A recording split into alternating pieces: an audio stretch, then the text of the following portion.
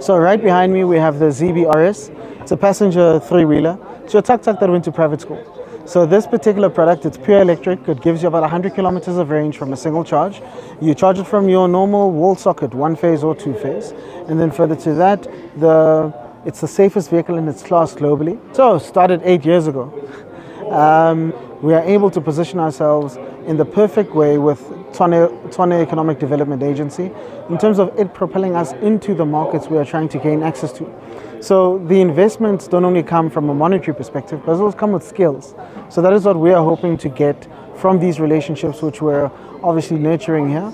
And then with that, we hope to take it and create a much more fruitful and profitable businesses that are actually sustainable. I think for a product like ours, a business like ours, could really thrive in the Tshwane Automotive Special Economic Zone. And that's because, I mean, they've got a VIP grid, which is the most important and needed for manufacturing.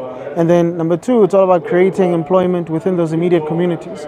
So we have a unique business model which aligns to the special economic zone, which creates that notable employment, benefiting from the incentives which are provided there.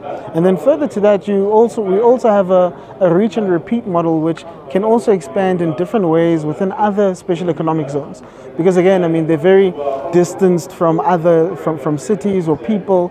So that's how we see it. If you look at the manufacturing value chain in South Africa, it's still very, as much as it's 100 years old right today, it's still very premature from an electric mobility perspective.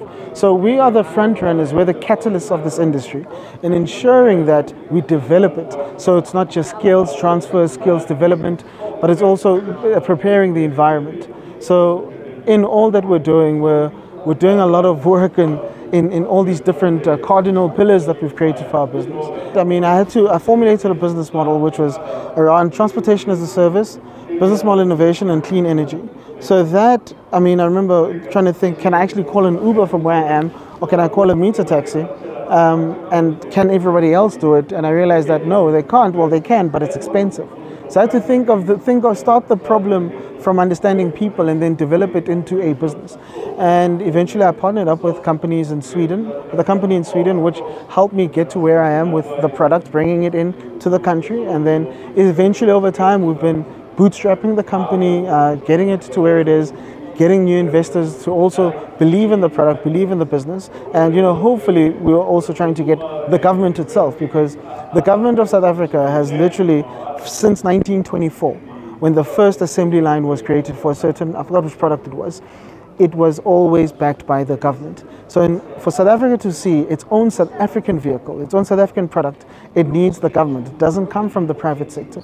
The private sector can come with the ideas, but the implementation and the support comes from government. If you look at all the notable top 7 automotive companies, that top 7 are literally driven by incentives. How the government supports them is how they retain in this country. So us as a company, we're hoping to also communicate our cry for investment, for funding, because there's no way that a historically disadvantaged individual could create something out of it. Yes, you can. I did create it out of nothing, but in order for it to get to a scalable phase of its development, needs the government in that light.